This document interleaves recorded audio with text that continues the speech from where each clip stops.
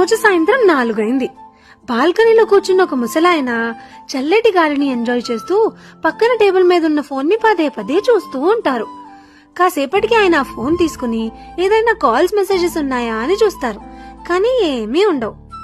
అది గుర్తించిన ఆయన బాధగా తన రూమ్ లోకి వెళ్లి తన పిల్లలతో ఉన్న ఫోటోలు చూసుకుని బాధపడుతూ ఉంటారు. కాసేపటికి ఈవినింగ్ వాక్ అని బయటకు వెళ్లిన ఆయనకి ఒక మొబైల్ షాప్ కనిపిస్తుంది. అది చూసిన ఆయన వెంటనే ఆ షాప్ లోకి వెళ్లి ఫోన్ ని టేబుల్ మీద పెట్టి, బాబు అసలు నా ఫోన్ కి ఏమైనా ప్రాబ్లం ఉందా చూడు అని అడుగుతారు. ఆ మొబైల్ షాప్ అతను చాలా మంచివాడు. అలాగే అంకుల్, వెంటనే చూసి చెప్తాను అంటాడు. చూసిన అతను, అసలు దీనికి ఏం కాలేదు అంకుల్, మీ మొబైల్ చక్కగా ఉంది అని చెప్తాడు.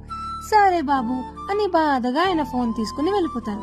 ఇదే తంతు 10 రోజులకి మళ్ళీ జరుగుతూనే ఉంటుంది.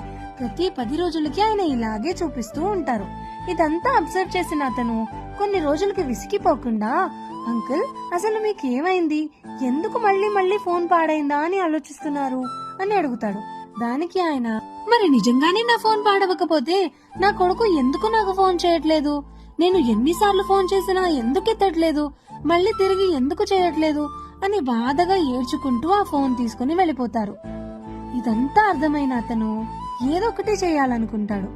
ఒక 4 గంటల తర్వాత ఈ పెద్ద ఆయనకు ఒక కాల్ వస్తుంది.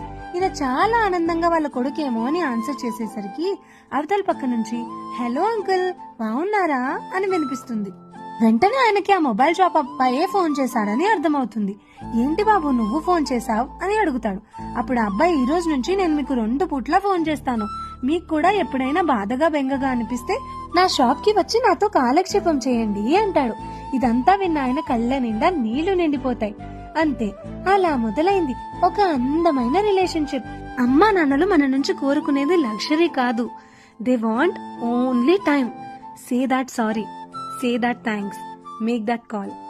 అమ్మా నాన్న కోసం ఏదైనా చేయొచ్చు, దే డిజర్వ్ ఇట్. బాగా చూసుకోండి, జాగ్రత్త.